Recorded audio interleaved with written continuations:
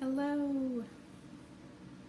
I honestly have no idea why I'm making this video. I'm not even quite sure what all I want to cover, but I feel like it's been too long since I put one out there, and I've gotten a few new subscribers since then, so I don't want to leave everybody hanging. But you can see how long my hair is now. Um, Considering what all it's been through in the last few years, I think that it's growing fine and it's thick, and I actually lose a lot of it in the shower, and not because of chemo or anything like that. I mean, some of my medications might cause hair thinning, but it's mostly just normal hair loss.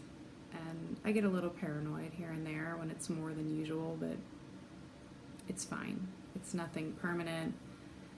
It's just shedding, and yeah, so I think everything's pretty much back to normal as far as the hair. My body still struggles in a lot of ways, but I feel like it's improved a lot over the last couple years since treatment. So it's 2020, end of 2020, and I started treatment in 2017, the end of the summer. So about 3 years ago was when I started chemo. And then after that was my first surgery. And then after that was radiation. And then after that I started on the hormone therapy, which I'm still on now. Probably will be for the next several years. The mental, emotional side of it is a constant struggle every day, but it's also taught me a lot of discipline. And because you have to keep it under control, or you just walk around like an insane, crazy person all the time, hollering and screaming and crying and all in the same 10-minute intervals.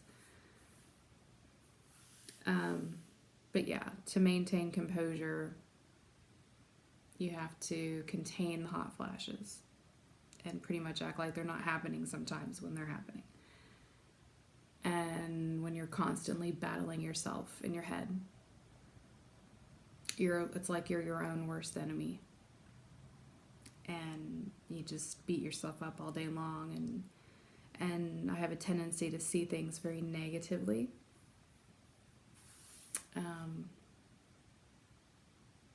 Like everybody's out to get you, you know.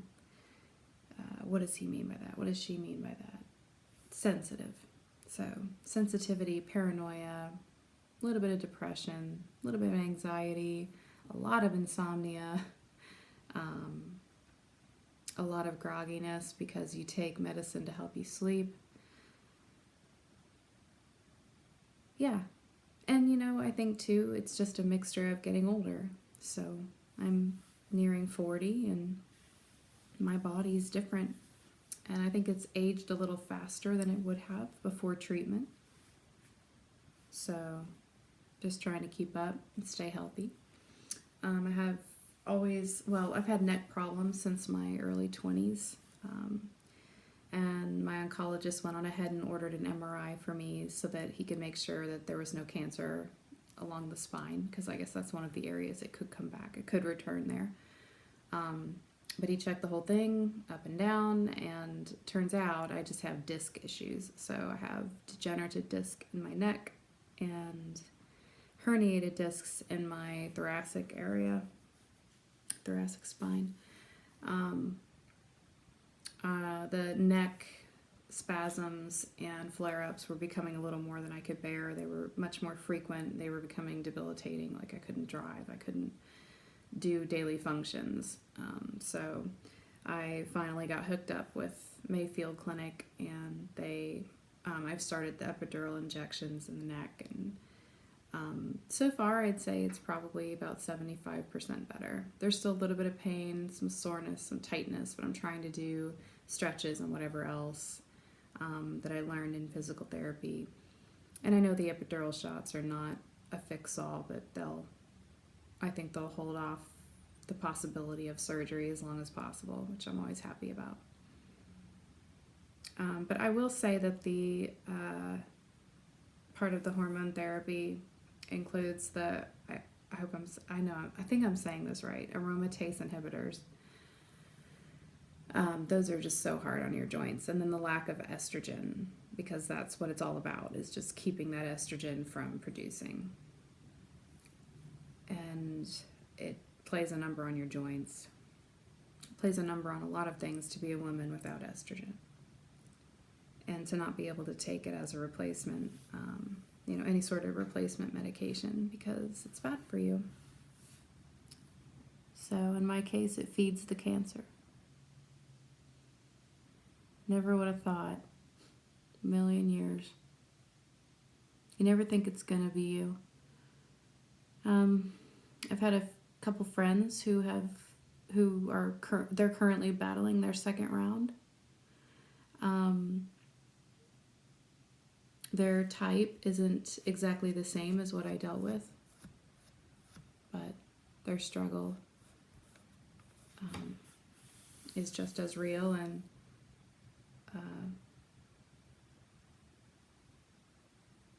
I just feel for them, and I'm empowered and inspired by them.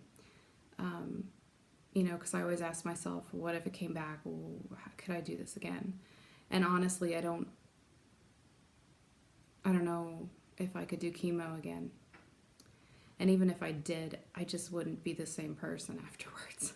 I think it would just take too much of a toll on me mentally and physically. But yeah, they're an inspiration, and they're fighting through, and obviously I wish them the best, and I feel for them and pray for them. So I'm just gonna keep fighting. And to be honest with you, I almost had it with this medication and this hormone therapy. I was ready to just throw in the towel and try and get back my quality of life.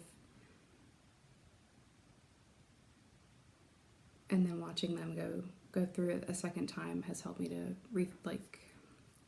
set my focus back in place, and motivates me to keep going.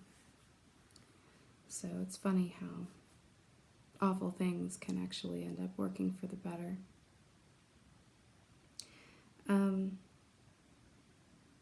Yeah, I'm just trying to stay healthy and keep my wits about me with everything going on.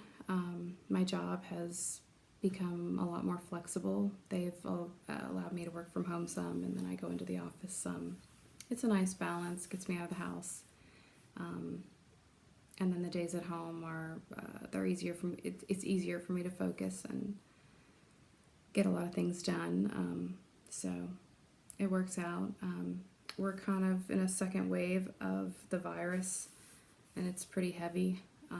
It seems like more people are testing positive. There's more people in the hospital. I don't think there's as many deaths, but it's going crazy out there apparently. So they're starting to advise people to stay home. I went to the store and they're out of toilet paper again, and yeah, it's like deja vu.